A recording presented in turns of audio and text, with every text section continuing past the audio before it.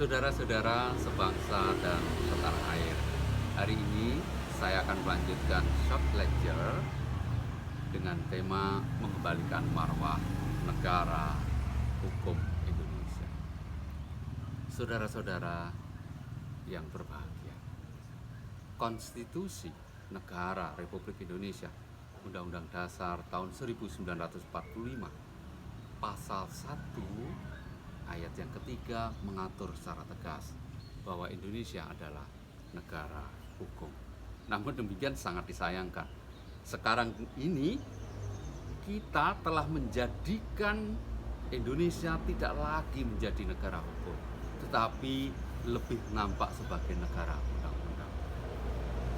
Kalau kita lihat banyak sekali fenomena yang bisa mengindikasikan bahwa Indonesia tidak lagi sebagai negara hukum, tetapi menjadi negara undang-undang.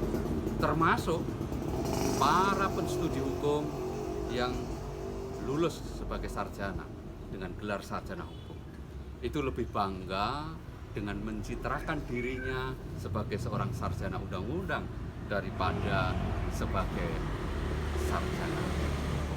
Seolah-olah dengan membuat undang-undang, maka dengan sendirinya negara kita menjadi baik, masyarakat kita menjadi tertib, pemerintahan menjadi lebih berjalan efektif, dan negara dengan sendirinya bersih dari korupsi. Seolah-olah dengan memiliki berbagai peraturan perundang-undangan yang banyak, dengan sendirinya keadilan, kemanfaatan, dan kepastian hukum itu datang dengan sendirinya. Tetapi ternyata kita salah, karena undang-undang telah menyandra pemerintah. Bahkan ketika pemerintah ingin mewujudkan tujuan negara, yaitu menyejahterakan dan mencerdaskan rakyatnya, ternyata terkendala oleh begitu banyaknya peraturan perundang-undangan, sehingga diskresi yang dimilikinya menjadi seolah-olah tidak bermakna, bahkan menimbulkan ketakutan bagi penentu kebijakan negara ini karena regulasi berupa undang-undang yang begitu mengekang. Undang-undang telah menjelma menjadi sosok yang melampaui keberadaan hakikat kemanusiaan, melampaui pemerintah dan negara. Lalu apa yang harus dilakukan untuk menghindari diri dari keterjebakan sebagai negara undang-undang dan mengembalikan marwah sebagai negara hukum? Harus dilakukan hal-hal sebagai berikut. Yang pertama, kebijakan strategis nasional, yaitu membangun kesadaran sebagai negara hukum, bukan kesadaran sebagai negara undang-undang. Supaya apa? Supaya negara tidak tersandra oleh undang-undang. Kemudian langkah berikutnya adalah menempatkan hukum sebagai sarana untuk mewujudkan kesejahteraan rakyat Indonesia. Langkah berikutnya menyederhanakan peraturan perundang-undangan yang ada.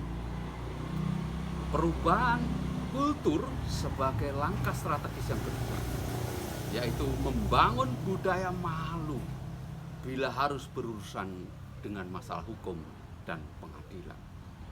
Jadi orang tidak dengan bangganya menang di pengadilan, berurusan dengan permasalahan hukum, tetapi dibalik bahwa orang akan malu kalau menyelesaikan permasalahan harus lewat hukum, harus lewat pengadilan.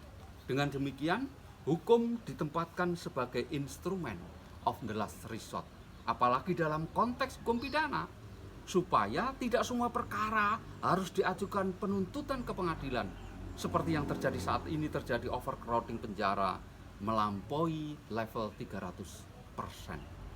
Nah, langkah kebijakan strategis yang ketiga menyangkut kebijakan teknis yuridis, yaitu menyederhanakan semua hukum acara, termasuk hukum acara pidana, supaya proses penyidikan, penuntutan, persidangan, upaya hukum itu ada term waktu sesingkat-singkatnya dan tidak berdele-dele. Kemudian ada pembatasan terhadap upaya hukum, baik banding maupun kasasi. Artinya apa? Harus ada parameter untuk menentukan putusan apa saja yang bisa dimintakan upaya hukum banding kasasi, jenis perkara apa saja yang bisa diajukan upaya hukum banding maupun kasasi, apalagi upaya hukum yang disebut peninjauan kembali. Langkah strategis yang keempat adalah kebijakan manajemen kelembagaan. Nah, yang pertama dengan menyederhanakan peradilan ke dalam satu lembaga, dengan mengintegrasikan semua peradilan ke dalam satu lembaga peradilan, yaitu cukup di pengadilan negeri dengan kamar-kamarnya. Kemudian tingkat banding di pengadilan tinggi dan akhirnya berpuncak kepada Mahkamah Agung. Jadi tidak boleh ada puncak-puncak kekuasaan kehakiman yang lain. Kemudian tidak kalah pentingnya dari aspek manajemen adalah memanfaatkan teknologi informasi yang mampu mengintegrasikan semua tingkat pengadilan, baik pengadilan tingkat pertama, banding maupun kasasi, baik semua jenis peradilan, termasuk criminal justice system, mulai dari penyidikan, penuntutan, persidangan, sehingga dengan demikian semua proses dapat dipertanggungjawabkan akuntabilitasnya, dapat dipantau secara terbuka, dapat dimonitor berjalan secara transparan untuk menghindari potensi abuse of power. Langkah strategis dari sisi teknis maupun manajemen tersebut dapat menghemat APBN dan oleh karenanya dapat dimanfaatkan untuk meningkatkan kesejahteraan aparatur hukum. Jadi anggaran yang tersedia itu bisa dimanfaatkan karena jumlah perkaranya bisa dibatasi. Nah, itu bisa dimanfaatkan untuk meningkatkan kesejahteraan aparatur hukum. Karena kesejahteraan aparatur hukum itu menjadi salah satu kunci keberhasilan untuk disebut sebagai sebuah negara hukum, yaitu dengan menjadikan semua profesi hukum itu sebagai profesi yang mulia, sebagaimana mulianya tugas profesi hukum itu yang diemban oleh aparatur hukum. Demikian saudara-saudara sebangsa dan setanah air, itulah langkah-langkah strategis yang harus dilakukan untuk melepaskan diri dari keterjebakan negara undang-undang untuk kembali kepada konstitusi sebagai negara hukum. Matur nuwun dan salam untuk Indonesia yang lebih baik dari kami pemerhati